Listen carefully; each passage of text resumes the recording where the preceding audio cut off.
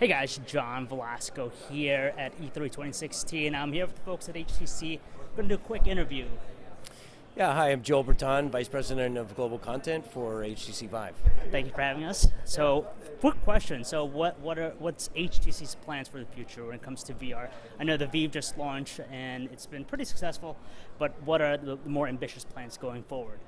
Yeah, I mean, we're just really excited to bring the full VR solution to the marketplace, and this is a very exciting time for us and for the world, really, that, we've got the full immersion machine, really, is what we call the Vive, and then, it's got basically full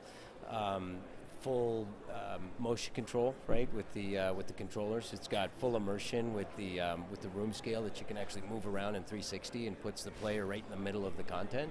So we're very excited about that. And then also we were able to bring about 50 pieces of content to the market at launch, and right now we're about 240 pieces of content that you can actually download and play on the Vive. So that's a really good sort of achievement to have hit early on. Yep. And then so now what we're focused on is working with our content providers and content partners to really bring the next wave of VR content, and then that's across all types of categories, right? Games is a very, very crucial part, and that's why we're here at E3, obviously, supporting our development partners that are bringing great games to the market.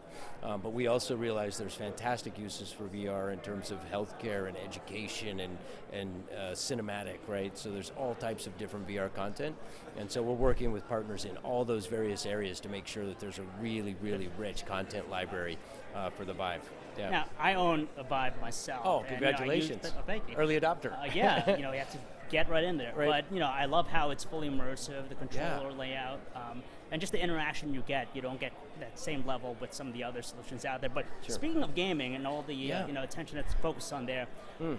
how do you anticipate Sony? Because they just announced their VR headset coming this fall at aggressive price point, and I know there's been a mix with when you look at the store, the Steam store, HTC Vive store. Yep. It's still, gaming is going to drive this, virtual reality segment. Yep. How do you anticipate Sony's introduction to the market here? Yeah, so we're really focused on our solution. So we think that we've got the end-to-end VR solution, and so we think if people try the Vive, that it stacks up very favorably against the other platforms that are out there. But again, we actually want VR to take off, and we want VR to win and to really become a market and a viable market obviously for ourselves, but also for our development partners. So we're working really hard to make sure that happens, and then that we're putting our investment, our time, our energy, and our people towards making sure that VR takes off. So actually, we welcome the other players in the space. We're very glad that they're here, and they're all going to be a part of making VR the next thing in computing. So we're very pleased about that. Yeah. So the content itself. Yeah. Like I said, there's a lot of focus here on gaming. Sure. But you said, what other areas do you think will the Vive have a bigger impact in? Sure, yeah. So two of my favorites, that we're working on really closely right now is education. So, there's this thing called the cone of learning, which essentially is that, humans remember 10% of what they read after 2 weeks, 20% of what they hear after 2 weeks, and 90% of what they experience. And so we feel that education and VR are just a perfect match. And so we've got some partners that are creating some really brilliant educational content and platforms. So we think this is really going to be a killer app for VR. I guess there's going to be some sort of license agreement. So if you're going to make, like, let's say, a virtual textbook that when you turn pages, it creates this 3D world and puts you into that space. I guess with the companies out there, it's going to be some sort of licensing with that.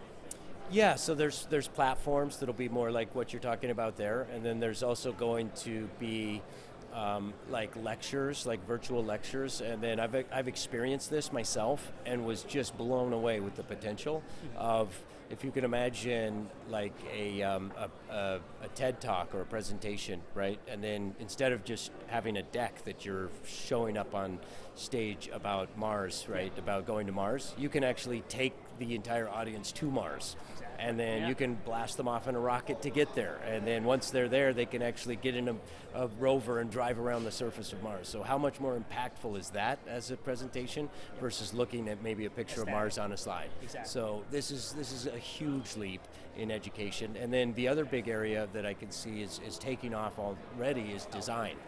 Yeah, design. So like essentially, if you can if you can imagine like a design tool like CAD or AutoCAD that's instead of designing on a 2D screen and trying to imagine a 3D object there, you actually go into the room and scale and stretch and transform the object that you're moving. And from the early indications that we're seeing, that you can actually cut time of design in 3D virtual reality by sometimes hundreds of times, right? So it's a much more powerful tool for design. So these are some of the early kind of leaders, and then of course there's the video side, right? The 360 video. Certainly some really nice things that people are doing there, and that'll continue to grow and evolve. And then of course the interactive side with gaming being the leader and primary side there. And what are your thoughts about health? Because you said education's a big key aspect of it.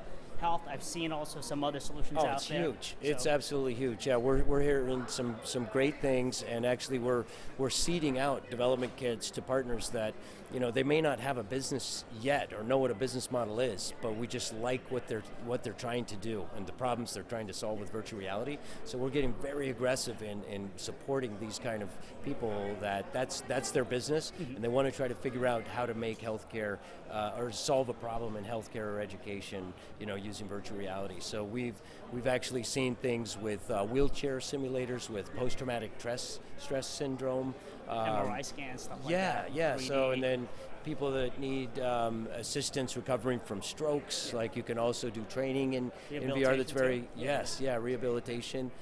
So yeah, the use cases for healthcare are pretty much endless at this point, and it's just a matter of, you know, getting the resources and time and teams that want to work on those things, and then we'll definitely partner with them to help. Awesome. Well, that's it. Yeah. Well, thank you very much. Oh, you bet. Thanks for coming to the show. Thank you. Yeah. Well, if you guys want to learn more about it, check out our website, VR Source, your source for all kinds of reality.